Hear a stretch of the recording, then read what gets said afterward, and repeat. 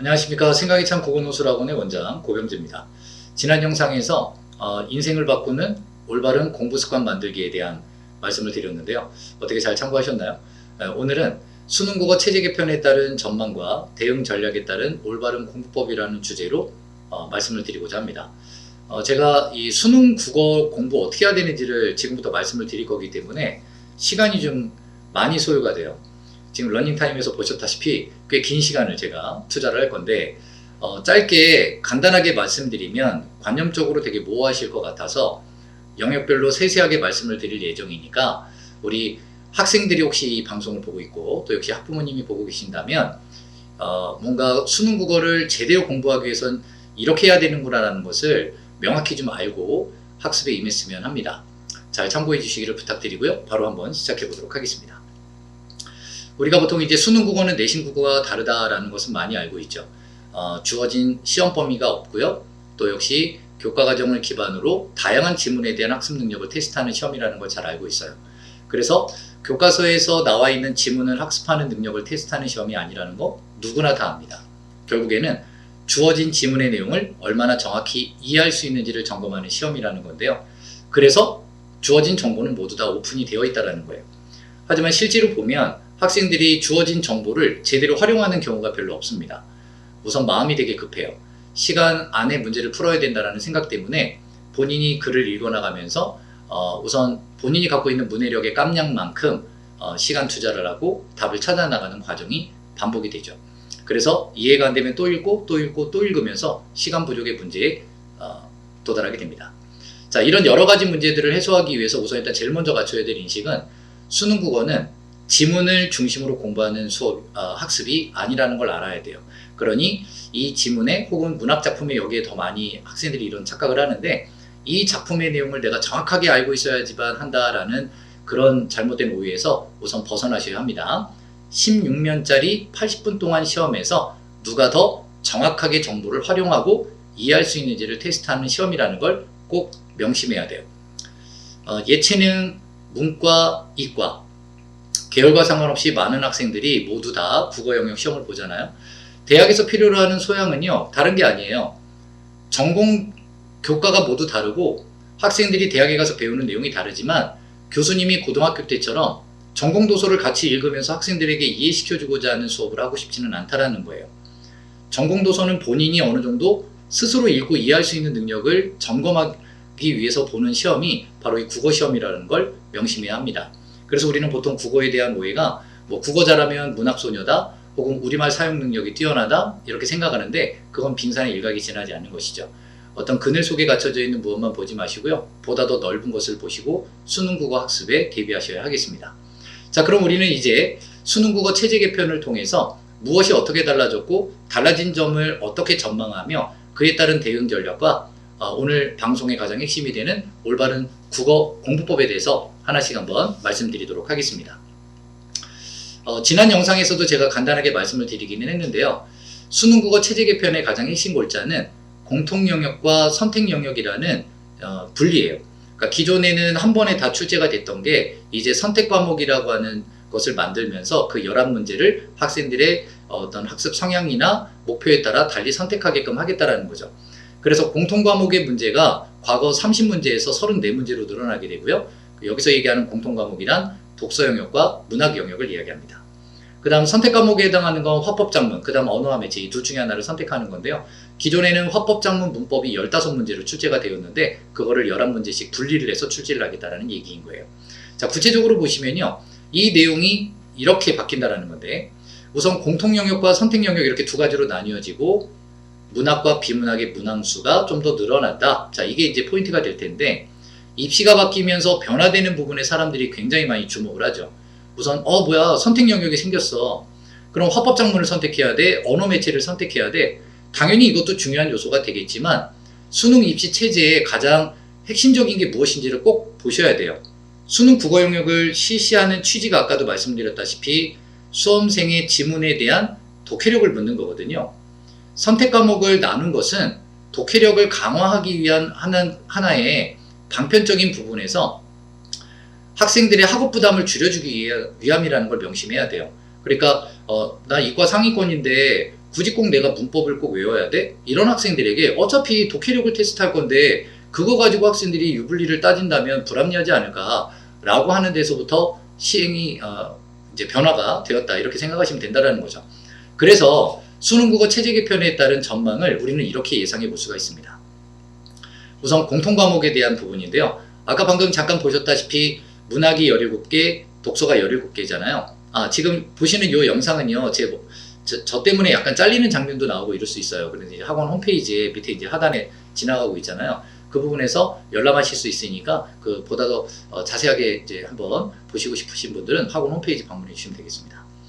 우선 문학과 독서 영역의 전망은요, 방금 말씀드린 것처럼 비중 확대예요.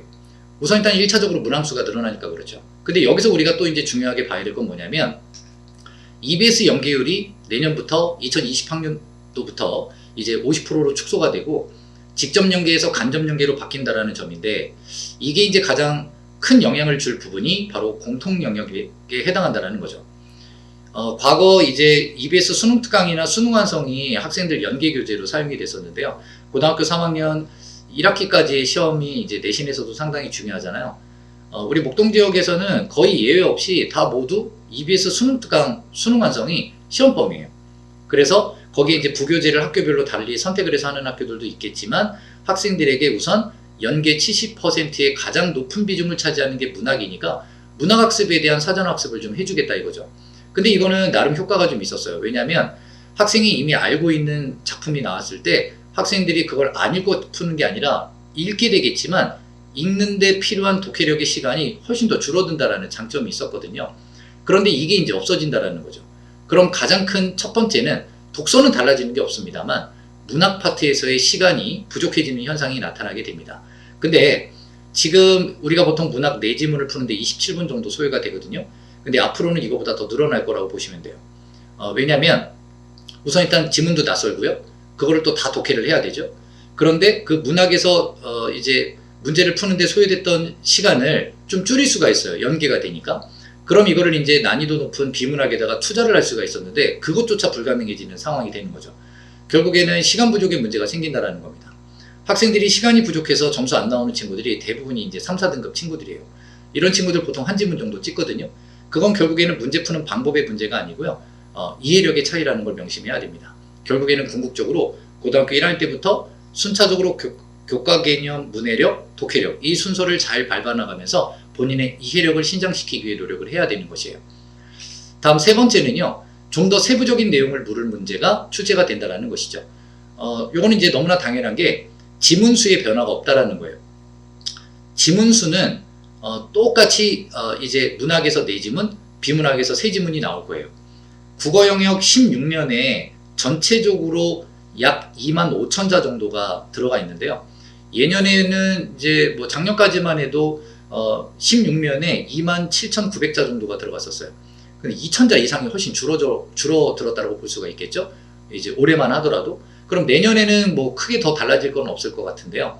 이렇게 글자 수가 줄어들고 있다라고 하는 건 학생들의 시간 부족의 문제를 더 크게 하겠다라는 게 아니라 시간이 부족한 이유가 글자에 있는 건 아니다. 글자 수에 있는 건 아니다라는 걸 다시 한번 알려주고 싶은 거예요. 많은 부분을 읽어야 되기 때문에 힘든 게 아니라 하나를 읽어도 제대로 이해할 수 있는지의 능력을 테스트하는 시험이라는 걸 더 명명백백히 확고히 하고자 한다는 취지인 거죠. 자, 이렇게 됐을 때 지문수는 변화가 없는데 문항수가 늘어난다면 지문에서 필요로 하는 어떤 정보를 좀 더 세부적으로 물을 수가 있겠죠. 그런 부분에서 우리는 또 공통과목의 비중이 확대된다 이렇게 평가해 볼 수가 있습니다. 자, 여기서 이제 파생되는 또 하나의 문제가 있는데요. 중하위권 학생들이에요. 중하위권 학생들은 이제 대부분 문학을 좀 더 초반에 어려워합니다. 그러다가 궁극에는 비문학 때문에 대학 못 갔다 이런 얘기를 많이 해요. 그러니까 비문학 파트가 정말 어려워요. 그러니까 교양 독서를 하는 게 아니라 아주 분석적인 전문 독서를 해야 되거든요.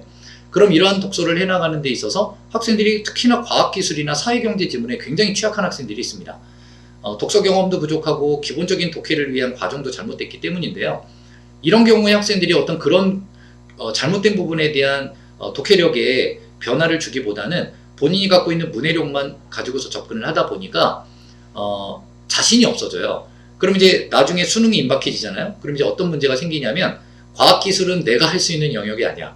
사회경제 딱 나오면 우선 일단 숨부터 이렇게 탁 막힌다라는 거예요. 그럼 얘를 제일 뒤로 빼버려요. 그리고 앞에서 우선 일단 그래 내가 맞출 수 있는 문제부터 한번 맞춰보자 이런 생각을 합니다. 뭐 되게 합리적인 자구책이 될 수 있는데요. 결국에는 마지막에 그 지문을 포기하게 되는 경우가 많아요.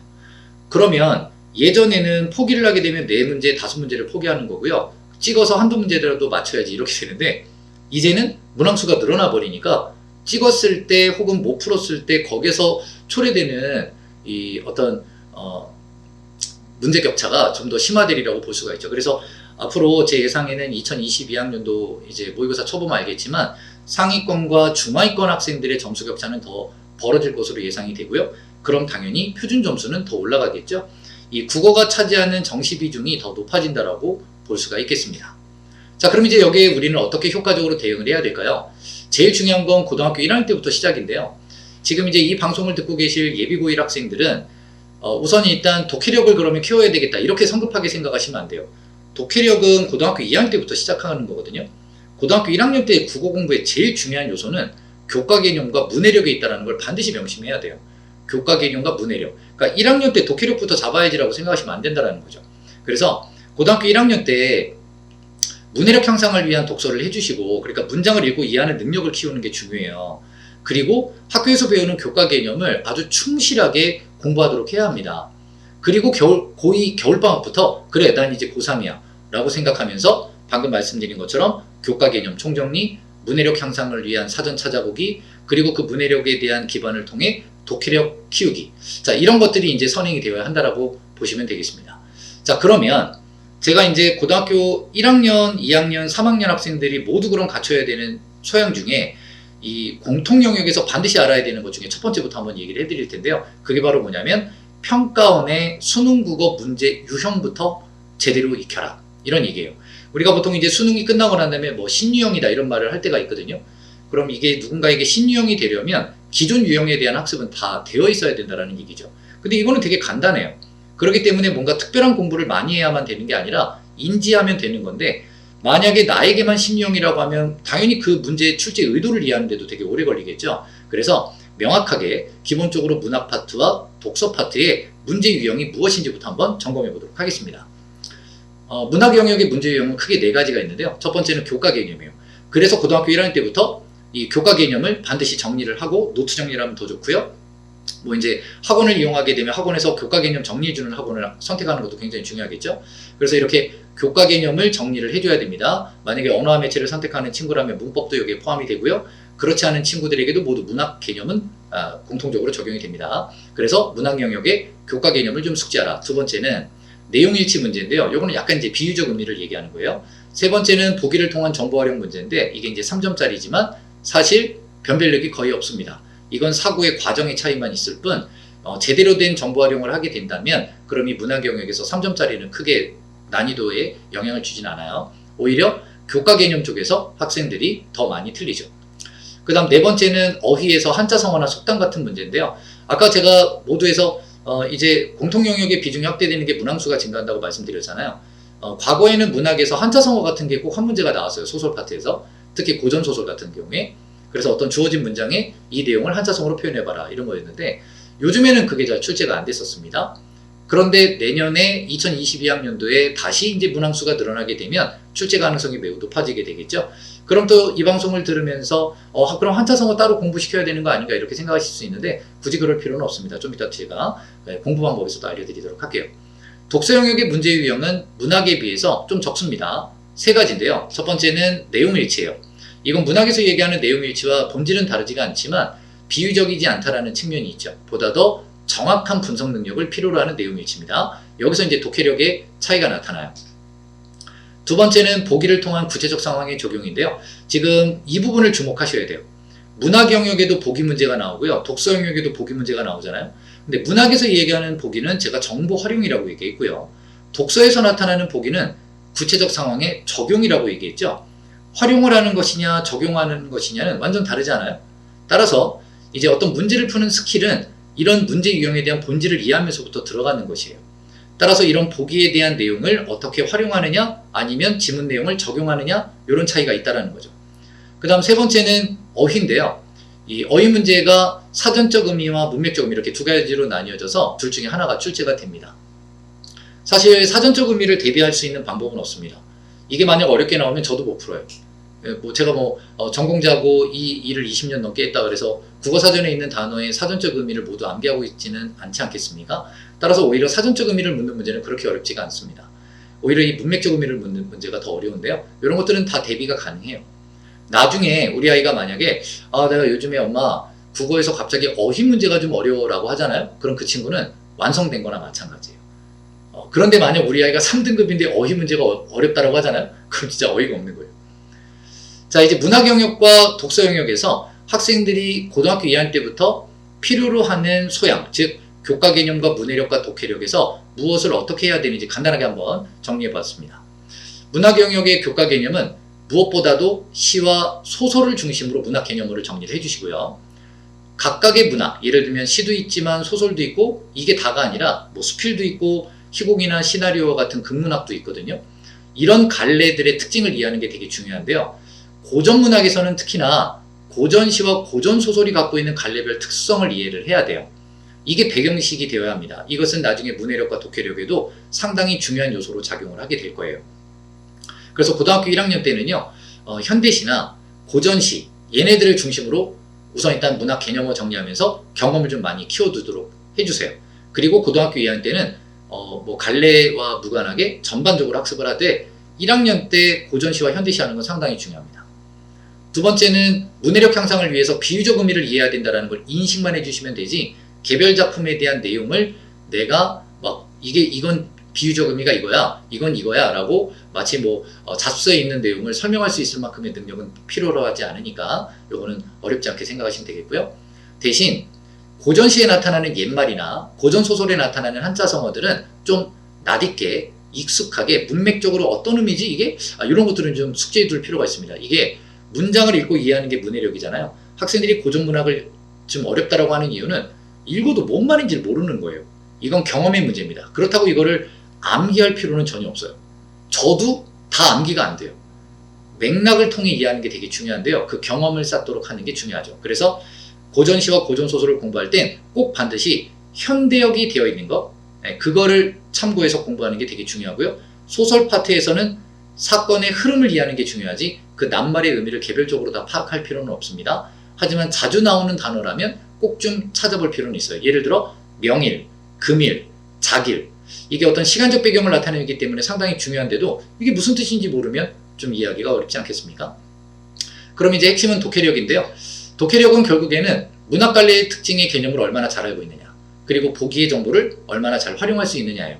우리가 보통 이 목적과 배경과 개념을 제가 대전제라고 하는데요. 이 대전제를 통해 독해를 하는 과정을 연습하는 게 필요합니다. 뒤에서 또 역시 자세히 말씀을 드려볼게요. 자, 이제 독서 영역에서는 이제 무엇이 있느냐? 독서 영역에는 교과 개념이 없습니다. 따라서 특별한 배경식이 없다는 거 기억하시고요. 독서 학습의 핵심은 문해력 향상을 위한 사전적 의미예요. 예를 들어 아까 제가 고등학교 1학년 때는 이런 문해력을 키우는 게 되게 중요하다고 그랬잖아요. 글을 읽고 답을 찾는 게 중요한 게 아니고요. 글을 읽는 과정에서 내가 모르는 단어가 나왔을 때 그 단어를 찾아보며 내가 공부하는 습관을 길들이는 게 굉장히 중요합니다. 그렇지 않고 그냥 답만 찾기 위해 공부하는 건 아무 의미 없어요. 그러니 고등학교 1학년 학생들을 대상으로 모의고사 훈련한다고 계속 모의고사만 풀리는 건 아무런 도움이 안 됩니다. 나중에 해도 될 걸 지금 쓸데없이 시간 낭비하실 필요 없어요. 대신 하나를 읽더라도 그 내용에서 내가 모르는 단어가 나오는 걸 스스로 찾게끔 하는 게 더 중요하다는 걸 명심해야 됩니다.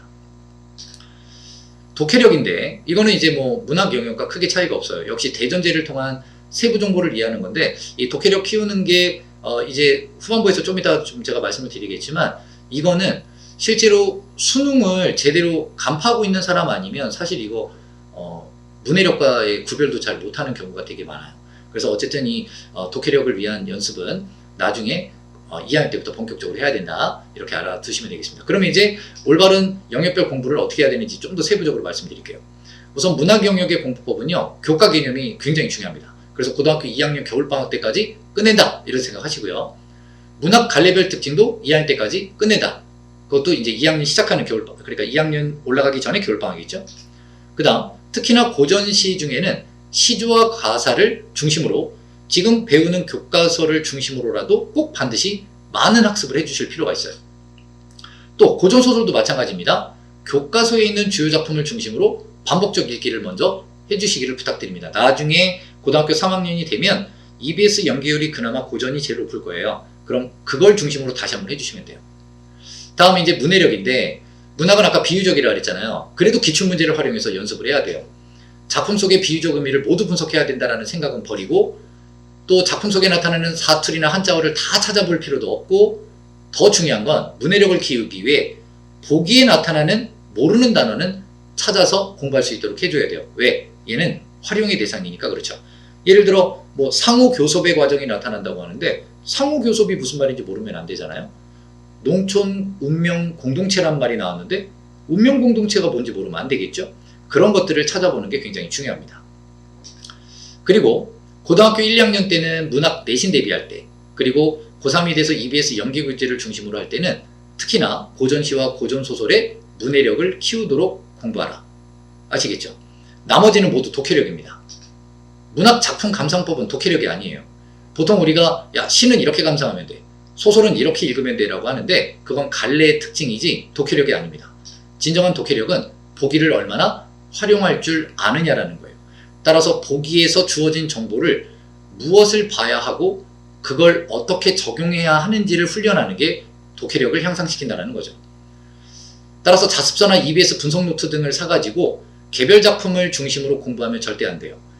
제가 이제 가끔 옛날에는 그런 친구들이 있었어요. 지금은 하도 제가 강조를 하니까 그런 학생들을 보지도 못하지만, 이렇게 노트에다가 예쁘게 문학 작품을 실제로 손으로 작품까지 다 쓴 다음에 여기서 막 이제 막 중요한 요소들을 막 출제 예상 이렇게 써가면서 표현상의 특징, 이 작품에 뭐가 나오는지 막 이렇게 쓰는 친구들이 있는데, 그건 너무 안타깝습니다.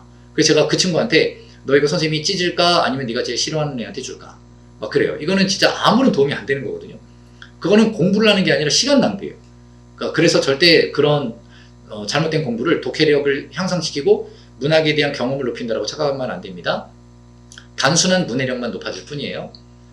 만약에 보기가 없는 작품이 있으면 그건 제목을 활용하는 건데, 최근에는 이런 경우가 거의 없다는 거 알아두시면 돼요. 어쨌든 이제 요거는 이제 사고의 습관이긴 한데요. 대전제가 무엇인지를 꼭 염두할 수 있도록 해주셔야 합니다. 네, 여기 잠깐 나왔었는데, 시조와 가사에 등장하는 4대부 문학의 특징을 이해하라고 또 제가 써놨죠. 이것도 이제 독해력을 위해서 중요한 사고의 습관 중에 하나인 거예요. 과거 고전 문학이 갖고 있는 아주 특수한 성격이라는 거죠. 아까 제가 이런 것들을 고등학교 1학년 때 개념으로 좀 정리해두라 그랬잖아요. 뭐 예를 들면 대표적인 게 뭐 시조 가사에서 나타나는 4대부의 유교적 출처관이에요. 이들은 딱 이 생각만 갖고 부귀영화를 추구하고자 벼슬을 원했으나 당쟁이나 당파 싸움의 희생양이 돼서 산천을 떠돌며 유배 생활을 하거나 아니면 은둔해서 살아가는 사람들이 있어요. 이런 것들을 모두 지배하는 가치관을 유교적 출처관이라고 하거든요. 그걸 먼저 공부하고 그걸 토대로 개별 작품에 적용하는 그 과정이 역시 독해력인 거예요. 자, 이렇게 문학 영역의 학습에 대해서 한번 말씀을 드렸고요. 이번에 비문학에 대해서 한번 얘기를 해보겠습니다. 비문학은 절대 배경식이 없다는 거 알아두세요.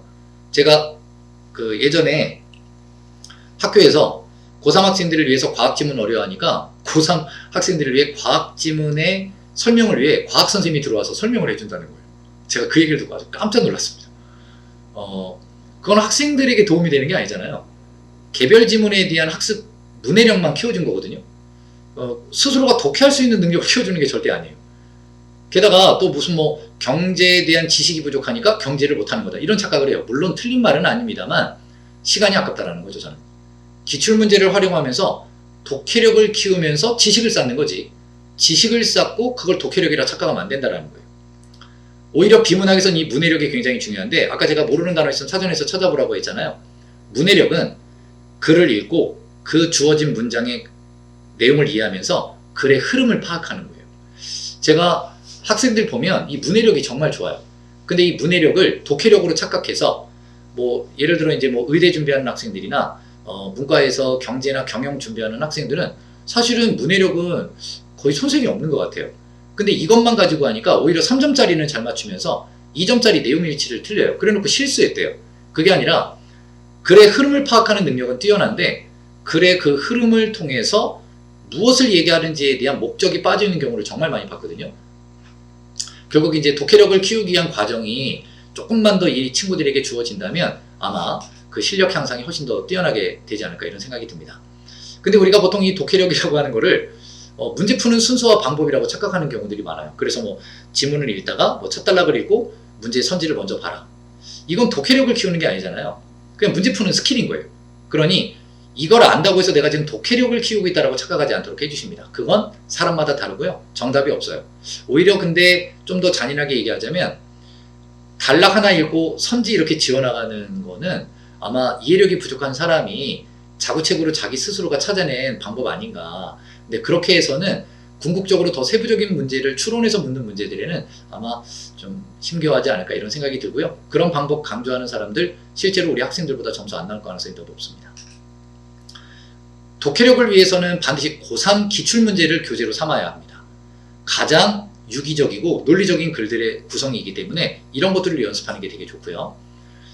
아까 문해력이라고 하는 건 글의 흐름을 파악하는 거잖아요. 만약 우리 아이가 문장을 읽으면서 이 문장에서 얘가 여기서 얘기하는 게 조금 인상 깊은 내용들, 또 이 문장에서 이야기하는 어떤 특징들, 그걸 머릿속에서 조합하거나 요약하고 있다면 정보 누락과 정보 손실로 인한 주관적 판단을 할 가능성이 되게 높습니다.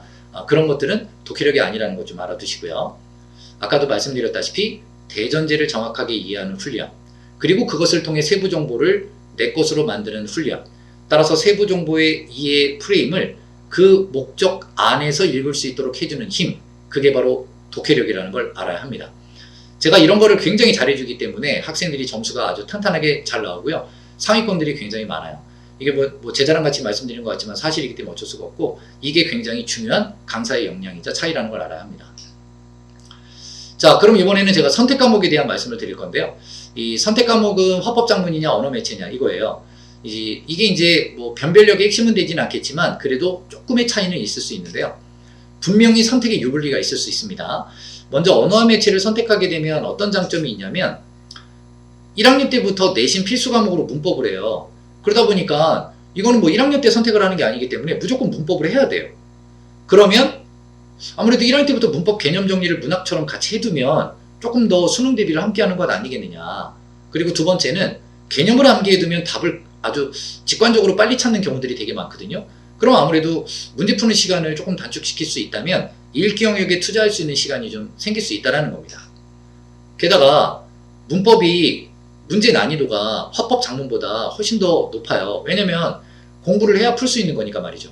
따라서 전체적으로 문제에 대한 난이도가 높기 때문에 아무래도 표준 점수가 잘 봤을 때, 못 보면 안 됩니다. 잘 봤을 때 더 높은 표준 점수를 기대할 수 있다는 거예요. 하지만 단점은 너무 많은 시간 투자를 해야 되는 거죠. 화법작문 같은 경우에는 아주 짧은 시간에 대비가 가능합니다. 이건 진짜 뭐 농담 하나 안 보태고요. 한 달만 가르치잖아요. 그럼 화법작문 달인을 만들 수가 있어요. 한 달만 투자하면. 그만큼 얘는 별로 어렵지가 않습니다. 대신 얘는 그만큼 준비 기간이 짧기 때문에 다른 과목에 대한 학습 투자를 하기에 시간 투자가 좀 활용하기가 좀 수월하지 않겠습니까? 대신 단점은 읽기 시간을 단축할 수가 없고요. 평가원에서 아마 화법작문과 언어와 매체의 표준 점수의 차이가 너무 커지는 걸 우려하기 때문에 여기서도 난이도 조절을 할 가능성이 높거든요. 그럼 화법작문을 선택한 학생들에게는 아마 시간을 가득 채워서 써야 될 그런 상황이 예상이 됩니다. 그러면 여기서 벌어가지고 공통영역에다 투자를 해야 되고 앞으로 변화되는 입시는 공통영역이 강화된다고 여태까지 말씀을 드렸으니까 이게 꼭 쉽지만 그렇게 좋은 건 또 아닐 수도 있어요.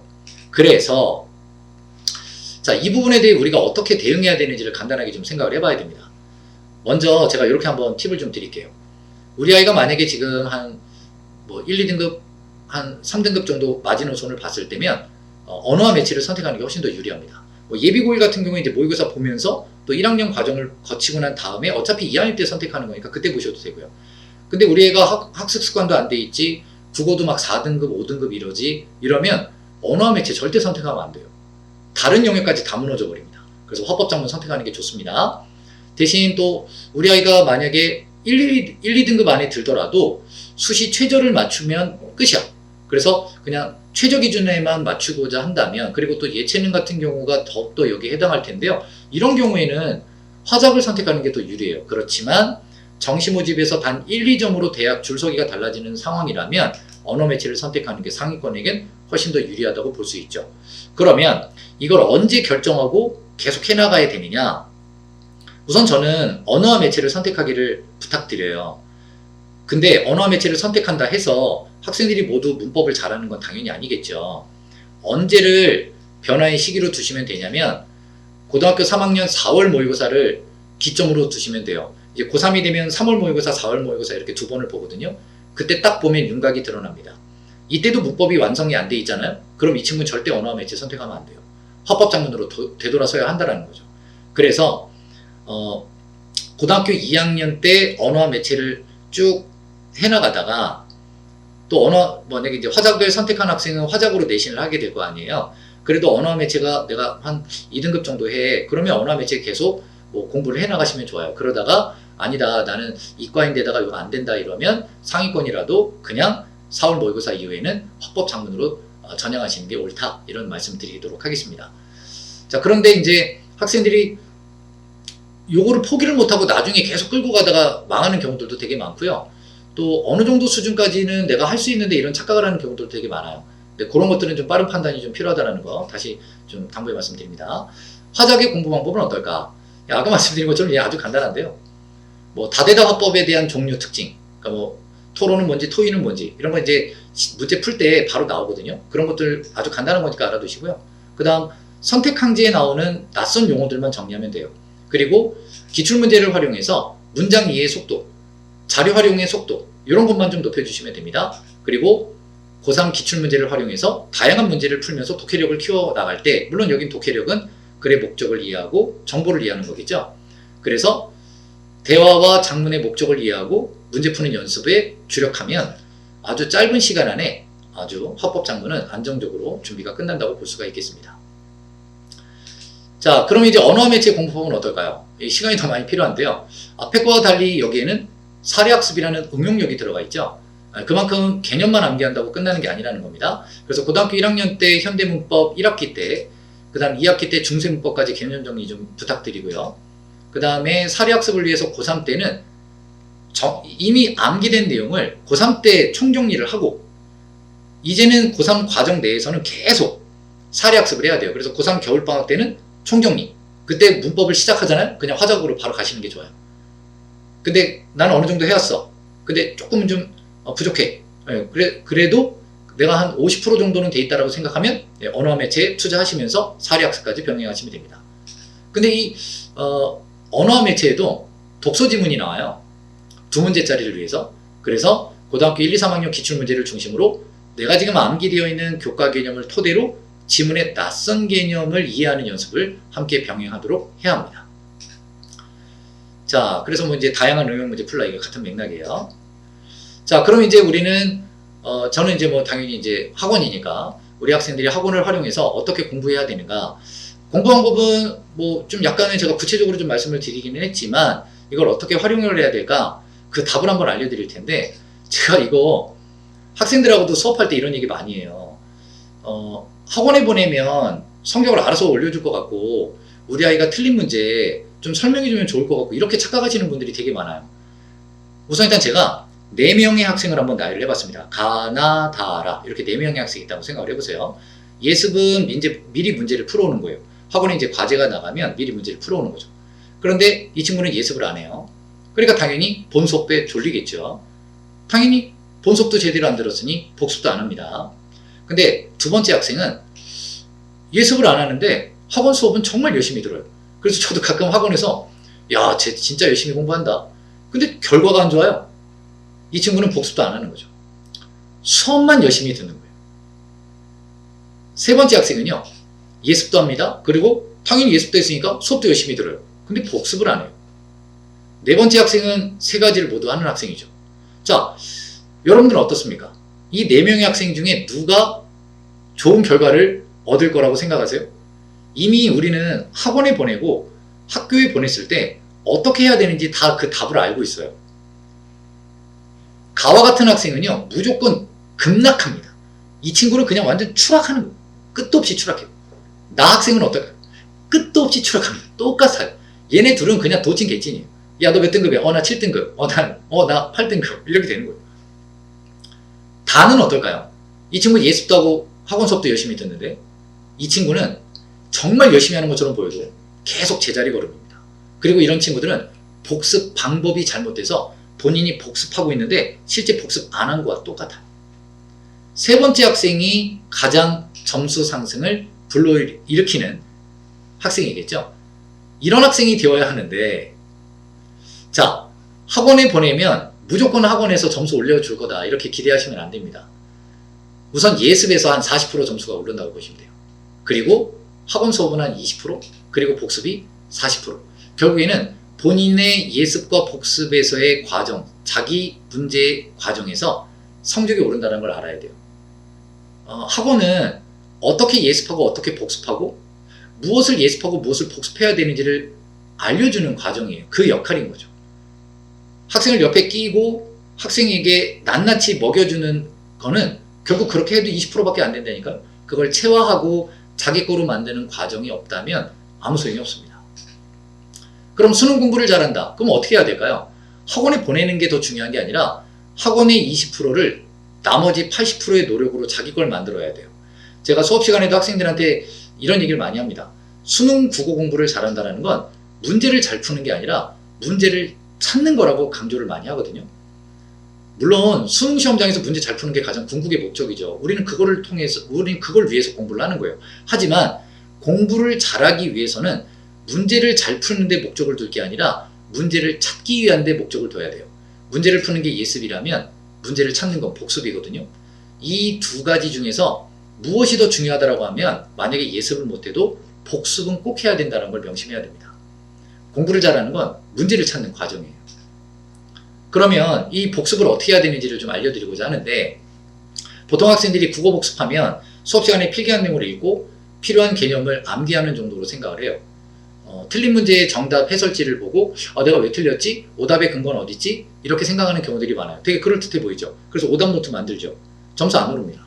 옛날 시험에서 쉬운 수능이었다면 가능해요. 근데 지금은 정말 독해력을 묻는 시험이거든요. 자, 복습하는 방법 알려드릴게요.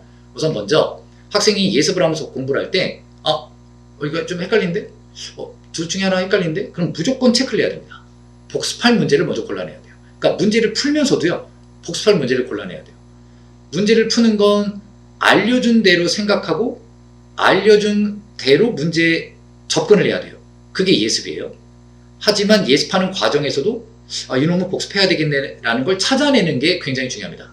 예를 들어 채점하면서 틀린 문제, 아니면 헷갈려서 찍은 문제, 아니면 정답은 맞췄는데 본인도 이유를 모르는 문제, 아니면 정답에 확신이 있었는데 정답을 맞춰보니까 내가 생각한 거랑 이유가 전혀 다른 데 있었던 문제들. 이런 문제들을 반드시 골라내시고요. 두 번째는 복습하면서 자기 문제를 찾아내야 합니다. 이게 가장 중요한 요소예요. 내가 틀린 이유가 선택 항지에 나와 있는 개념을 잘못 이해한 거지, 아니면 개념은 아는데 지문에 그게 어디에 적용되는지를 적용 못해서 틀렸는지, 애초에 글의 내용을 잘못 이해했는지, 아니면 글을 읽는 방법, 독해력이 잘못됐는지를 스스로가 평가를 하고 평가한 후에 그걸 극복하기 위해 설명을 해야 됩니다. 자신에게 그걸 설명을 해보는 거예요. 개념이 잘못됐다면 선생님한테 배운 그 개념을 다시 학습을 하고 그걸 학습하는 과정에 자기한테 그 개념을 설명해보고, 또 그 개념을 설명하는 과정에 적용하는 지문의 내용을 한번 거기에 적용해보고, 그래서 몰랐던 개념이나 잘못 알고 있던 개념들을 학습하고 자신에게 설명해보거나, 또 지문 내용을 다시 읽으면서 수업 시간에 선생님이 하듯이 한번 설명을 해보는 거예요. 독해의 과정을. 그러면서 본인 스스로가 맞다, 내가 지금 목적에 부합하지 않게 글을 읽고 있네, 내가 아직도 문장의 특징만을 이해하고 있네, 내가 인상 깊었던 내용들을 머릿속에서 쑤셔받고 기억하고 있네, 이런 것들을 한번 스스로가 교정해 나가면서 설명을 해야 돼요. 그러면서 설명 과정에서 부족한 점을 찾아내고 막히는 부분이 있다면 그때 가서 학원 선생님한테 질문을 해야 되는 거지, 선생님 이 문제 틀렸어요, 왜 이래요? 선생님 정답 해설지를 봐도 무슨 말인지 모르겠어요. 그러니까 계속 수준 안 되는 사람한테, 혹은 고3이 막 대학생한테 과외 받으면서 같이 고민하고 있어봐야 소용이 없습니다. 마지막은 복습에 투자하는 시간은 예습 시간보다 두세 배가 더 많아야 된다는 걸 강조하고 싶어요. 학생들이 복습을 이렇게 하다 보면요, 시간이 되게 오래 걸리거든요. 그럼 뭔가 자기가 잘못하고 있다고 착각하는데 정말 잘하고 있는 거예요. 복습 시간이 정말 중요한 거예요. 그러니 우리 아이가 만약에 학원에 갔다 와서 너 복습했어? 이랬는데 다 했어 이랬는데 1시간도 안 되잖아요. 그럼 그 친구 복습한 거 아니에요. 아까 말씀드린 것처럼 필기한 거 확인하거나 틀린 문제 정답 해설 확인하고 아, 정답의 근거가 여기 있었네? 나 실수했네? 라고 착각하는 거예요. 그럼 다음번에도 똑같이 실수합니다. 자, 지금까지 제가 그 수능 국어 공부법에 대해서 쭉 한번 말씀을 드렸어요. 너무 긴 시간이 될까봐 마음이 급해서 좀 빨리빨리 얘기하긴 했는데 이 자료들 다시 한번 열람해 보시면서 올바른 공부 방법을 통해 올바른 길로 보다 더 효율적으로 우리 아이들이 좋은 성과가 나기를 좀 기대합니다. 올바른 교육은 산에 함께 오르는 게 아니라 산을 오르는 방법을 알려주는 것이라고 믿어요. 제가 학생들을 이건 이거야, 이건 이거이기 때문이야 라고 교육하지 않습니다. 학생들이 이게 왜 그런지, 이것은 왜 옳은지를 판단할 수 있는 개념과 올바른 독해력을 키워주기 위해 굉장히 부단히 노력하는데요. 우리 학생들 스스로가 그 산을 오를 수 있게끔 올바른 공부 방법에 대한 인지가 우리 학부모님들이나 우리 학생들에게 선행되었으면 합니다. 영상 끝까지 시청해 주셔서 감사합니다.